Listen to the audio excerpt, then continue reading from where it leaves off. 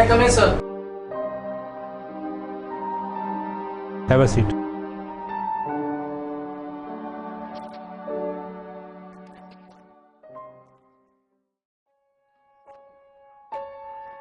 Science.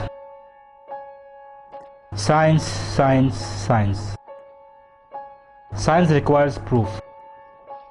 As this is my first class with you, I will explain it my way.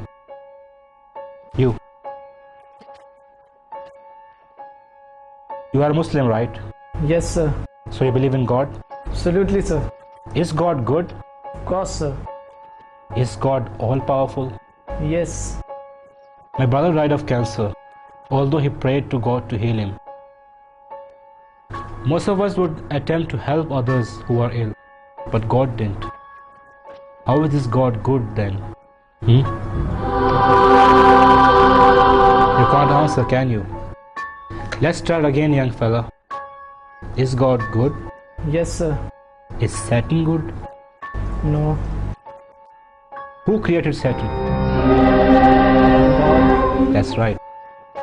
Tell me, son, is there evil in this world? Yes, Professor. Evil is everywhere, isn't it? Yes, sir. And God did make everything, correct? Is there sickness, immorality, hatred, ugliness? All these terrible things exist in this world, don't they? Yes, Professor. So who created them?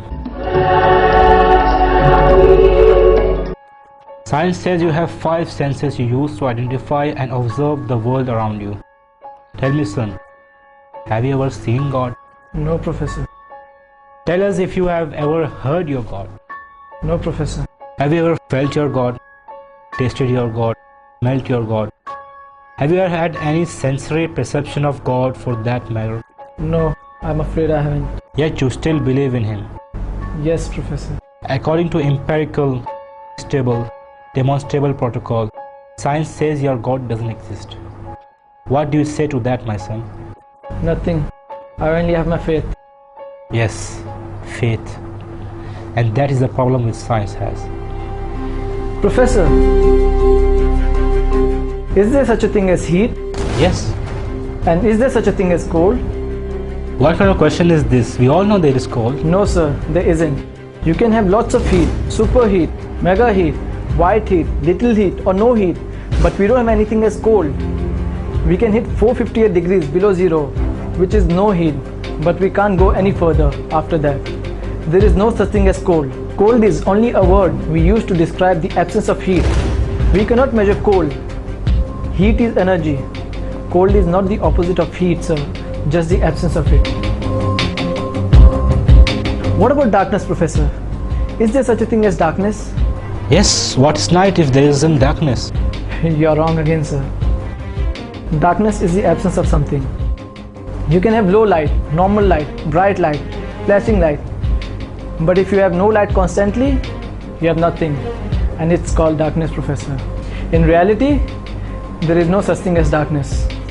If it is, you would be able to make darkness more darker, wouldn't you? So what's the point you're trying to make, young man? Sir, my point is your philosophical premise is flawed. Flawed? Can you explain how? Sir, you are working on the premise of duality. You argue that there is life and then there is death, a good God and a bad God. You are viewing the concept of God as something finite, something we can measure. Sir, science can't even explain a thought. It uses electricity and magnetism, but has never seen, much less fully understood either one. You view death as the opposite of life, is to be ignorant of the fact that death cannot exist as a substantive thing. Death is not the opposite of life, just the absence of it. Now tell me, Professor, do you teach your students that they evolved from apes?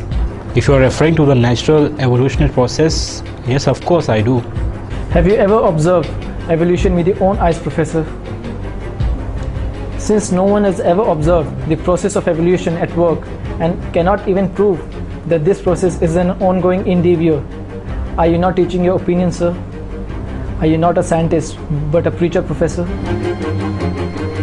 Is there anyone in the class who has ever seen Professor's brain? No one appears to have done so. So according to the established rules of empirical, stable, demonstrable protocol, science says that you have no brain, sir. With all due respect, sir, how do we then trust your lectures, Professor? I guess you will have to take them on faith, son. That is it, Professor. The link between man and God is faith. Professor, it is not necessary to see something to believe in it. Sir, have you seen your 10th grandfather? No? So then how can you prove that he existed? My presence proves his existence because I have come from him. Exactly, Professor. The existence of this universe and life proves that there is a creator.